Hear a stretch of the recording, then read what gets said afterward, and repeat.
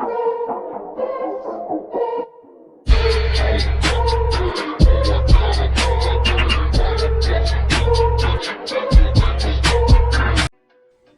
की स्टार्ट में एक ऑपरेशन थिएटर दिखाया जाता है और यहाँ से नर्स बाहर आती है और यहाँ पे से काफी धुआं निकल रहा होता है। ये इस आदमी के पास आती है और बोलती है, मिस्टर वांग, आपका बच्चा। और ये रोने लगता है ये सुनते ही, लेकिन फिर ये कहती है, मिस्टर वांग, वो खुद बाहर आ गया। और यहाँ इस आदमी का बच्चा खुद चल के बाहर आ जाता है और इसके सामने खड़ा हो जाता है और ये होता है वांगलिंग। इसे देख के इसके डैड बेहोश हो जाते हैं। नेक्स्ट सीन में आप ये वांगलिंग को कह रहे होते हैं, देखो मॉम और डैड तुम्हारे लिए क्या लेकर आए, इसमें मेरी आधे साल की सैलरी चली गई। और इसकी मॉम कहती है, मैं 3 दिन तक ऑनलाइन रही इसे लेने के लिए, एक ड्रैगन स्लॉटरिंग स्वॉर्ड, ये एक लिमिटेड एडिशन है। इसकी मॉम कहती है, मुझे नहीं पता था कि तुम अपने बेटे पे इतने पैसे खर्च करोगे। ये कहता है, डार्लिंग, ये मेरे बेटे के लिए था, ये कोई पेमेंट नहीं, इन्वेस्टमेंट थी। वांगलिंग को ये सब सहना पड़ रहा था एक छोटी सी एज में और ये सुन सकता था कि लोग क्या सोच रहे हैं, तो इसे लोगों का दिखावा सहना पड़ रहा था छोटी सी उम्र में। इसके फादर मन में बोल रहे होते हैं, फाइनली मुझे बहाना मिल गया इसे खरीदने का। और इसकी मॉम कह रही होती है, इतना पैसा खर्च कर दिया इस कूड़े में, मुझे 3 दिन लग गए इस नकली स्वॉर्ड को ढूंढने में। और ऐसे रही होती है।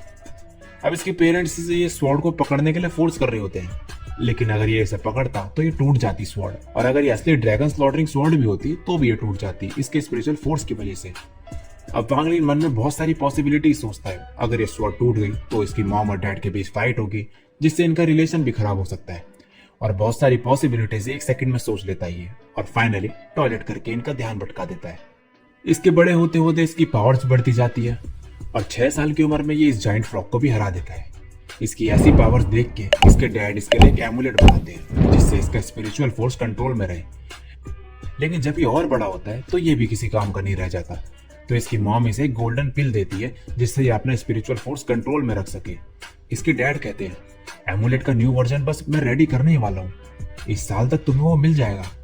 अंदर से इसकी मॉम कहती है, तुम पिछले 10 साल से यही बोल रहे हो। और इसके डैड फिर से बहस करने लगते हैं इसकी मॉम से कि इस साल तो मैं रेडी कर ही लूंगा वो। अब इसकी मॉम इसके डैड से बात कर रही होती है और बता रही होती है कि कैसे वांगलिंग के 7th बर्थडे पे पूरा घर जल गया था, और जब वो 10 साल का हुआ था उसके फ्रेंड्स का कुछ ऐसा हाल हो गया था उसको टच करते ही। और कहती है, मैं चाहती हूँ कि वो एक ऑर्डिनरी लाइफ जिए। अब प्रेजेंट का सीन दिखाया जाता है जहाँ पे फर्स्ट ईयर के बच्चे क्लास प्रेसिडेंट बनने के लिए वोट मांग रहे होते हैं, लेकिन वांगलिंग इसमें इंटरेस्टेड ही नहीं होता। अब ये सामने एक शॉप में ड्राई नूडल्स देखता है और उसकी तरफ जाने लगता है, लेकिन यहाँ पे एक आदमी शॉप का सभी सामान खरीद लेता है और सबसे कहता है, फ्रेशमैन के लिए सब फ्री है यहाँ पे, लेकिन सुनरोंग को सपोर्ट करना होगा वोट देके। ये सुन के सभी यहाँ से जाने लगते हैं। चैनचाओ और ग्वावाओ कहते हैं, ये ठीक नहीं। तभी सुनरोंग यहाँ आ जाती है और बोलती है, क्या हुआ? ये दोनों कहते हैं, ये चीटिंग है। लेकिन सुनरोंग अपनी प्यारी प्यारी बातों से इन्हें बहलाने का ट्राई करती है, लेकिन चैनचाओ फिर भी नहीं मानता। तभी वांगलिंग कहता है, मैं तुम्हें वोट देने के लिए रेडी हूँ 5 नूडल पैक के बदले। ये सुन के सुनरोंग कहती है, ये मेरी हेल्प क्यों कर रहा है? अब सुनरोंग सबसे कहती है, मुझे फर्क नहीं पड़ता तुम मुझे वोट दो या नहीं, मैं सिर्फ अपना बेस्ट देना चाहती हूँ और तुम्हारी हेल्प करना चाहती हूँ। ये सब बातें सुन के सब बहक जाते हैं और इसे वोट देने के लिए चले जाते हैं। ग्वावा भी ये सब बातें सुन के बहक जाता है, और जो सब भी इसे वोट नहीं दे रहे होते ये उन सब पे एक सडक्शन टैक्टिक यूज करती है जिससे सभी उसे वोट देने को मान जाते हैं। और ये सब वांगलिंग की वजह से पॉसिबल हुआ था। और सुनरोंग उसे ढूंढने लगती है। फिर तभी इसका ये बॉडीगार्ड इसे कहता है, वो चले गया और आपके लिए ये देकर गया।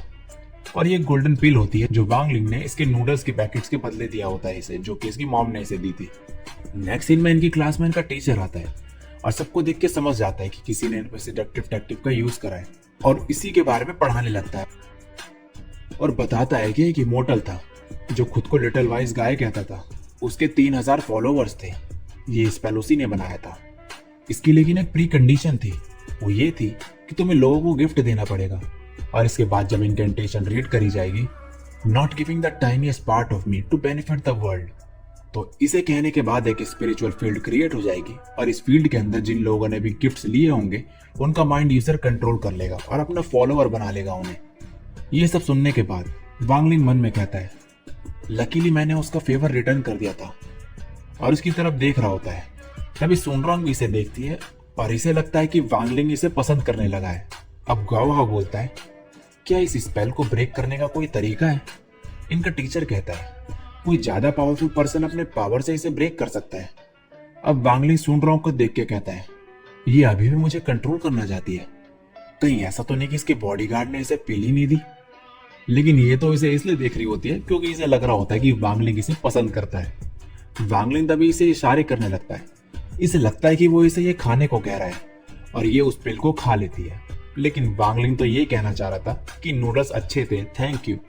और जब वांगलिंग इसे उस पिल को खाते हुए देखता है तो इसका मुंह कुछ ऐसा बन जाता है और इस पिल को खाते ही सुनरॉन्ग का स्पिरिचुअल फोर्स कम हो जाता है और इसका स्पेल भी टूट जाता है इस वजह से।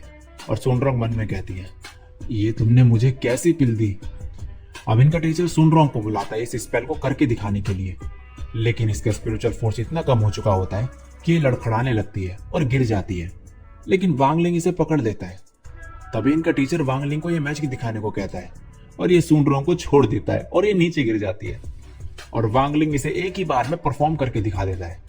इसका टीचर काफी इंप्रेस होता है इससे और अब क्लास प्रेसिडेंट चुना जाता है और इनका टीचर क्लास प्रेसिडेंट चेन चाओ को बनाता है और किसी से कॉल पे बात कर रहा होता है और वांगलिंग के बारे में बता रहा होता है कि उसने कैसे सुनरॉन्ग के स्पेल को तोड़ दिया और स्पेल भी एक ही बार में सीख लिया और ये काफी इंप्रेसिव है और ये कोई ऑर्डिनरी बच्चा नहीं है।